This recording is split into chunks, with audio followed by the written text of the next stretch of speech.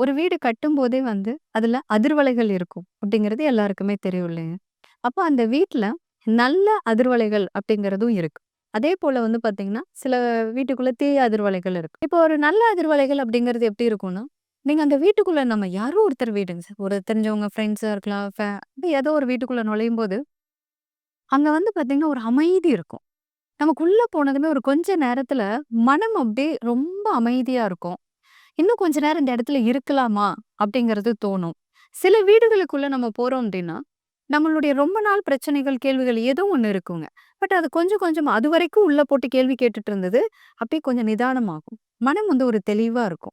But அந்த விஷயம் அப்படிங்கிறது ஒண்ணு அப்படி. இதத்தான் தெய்வ நடமாட்டம் இருக்கிறதா, தங்கூட அந்த இறைவனே இருக்கிறதா நம்புறாங்க. ஏன்னா, இவங்களுக்கு எல்லா மனிதனுக்கும் சலனங்கள், தடுமாற்றங்கள், குழப்பங்கள், கோபதாபங்கள் எல்லாமே வரும்.